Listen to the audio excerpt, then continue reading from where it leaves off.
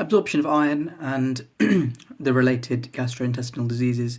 So first of all, looking at the functions of iron, we've got, the main function of iron is oxygen transport and storage, because iron is used to make hemoglobin and red blood cells. Electron transport, because iron is part of the cytochromes in the electron transport chain, so if you haven't got any iron, you can't make ATP.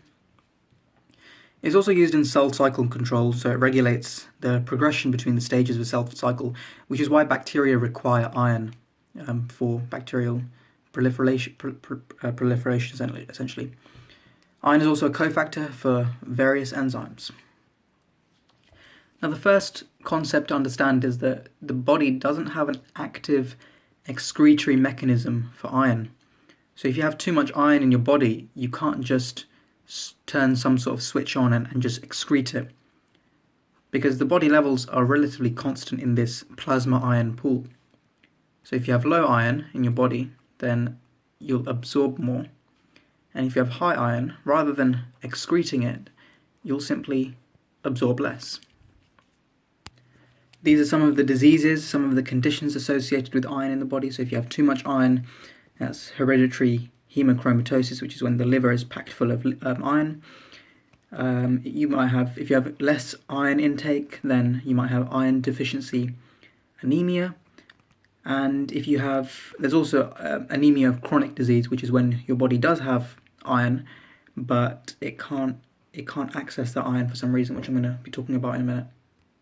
As I said, the body levels of iron are relatively constant in this plasma iron pool.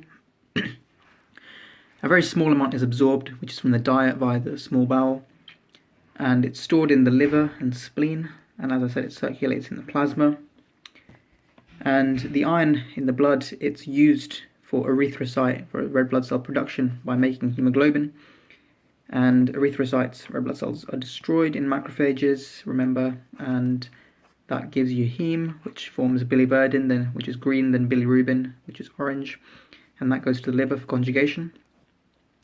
And the iron that is produced as a result of erythrocyte destruction, that then goes on to circulate in the plasma again. And a very small amount is lost, and it's lost via loss of mucus and sweat. Now, this dietary iron that I mentioned, a very small amount that you absorb. Now, it can either be, it's got two forms essentially. It can either be ferric, Fe3+, or ferrous, which is Fe2+, and this is in the form of heme. And we can see that here. So dietary iron can be inorganic, which is from vegetables, and it's in the form Fe3+, called ferric. And because it's in the form Fe3+, and it's bound to other molecules, this means that it's not easily absorbed. However, heme, which is ferrous, Fe2+, that's found in red meat,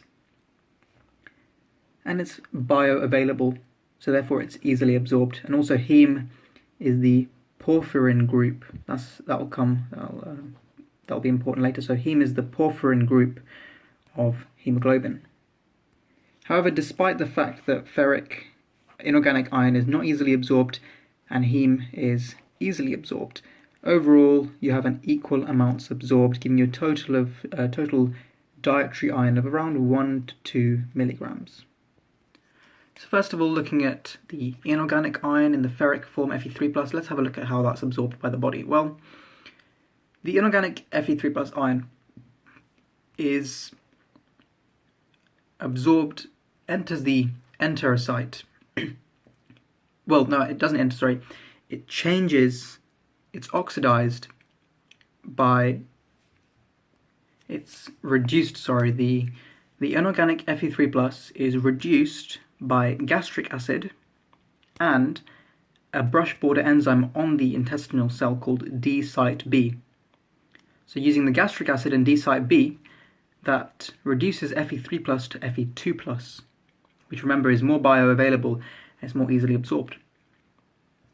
So Fe2+ is then transported into the enterocyte via a divalent metal transporter, DMT1, so divalent metal transporter 1. And once inside the enterocyte, it's bound to ferritin. Now the reason it's bound to ferritin is for inert storage, which I'm going to explain in a second.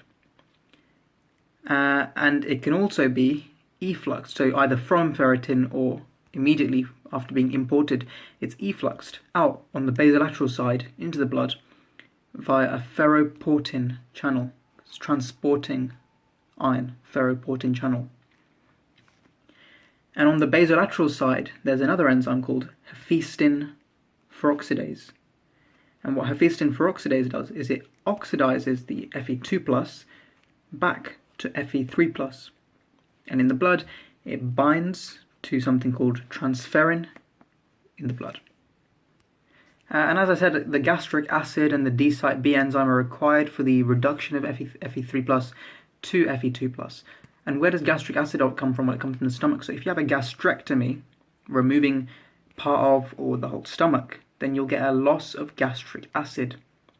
So a gastrectomy might result in iron deficiency because of this loss of gastric acid, so you can't reduce the the inorganic ferric iron. And we can see that here. So iron absorption requires reduction, import via this divalent metal transporter, efflux via the ferroportin channel, oxidation by hephaestin peroxidase, and binding to transferrin.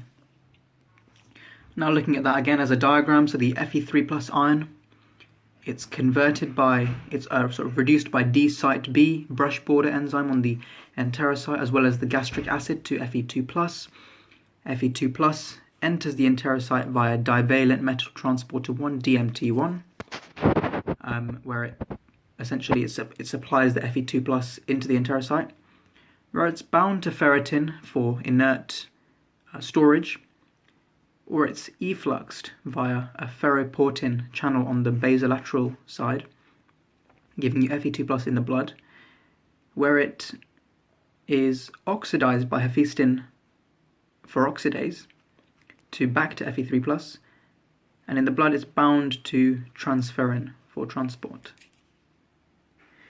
Now if you remember, too much iron in the body is called hemochromatosis, and remember gastric acid is required for the reduction of Fe3+ to Fe2+ to allow it to be absorbed into the body.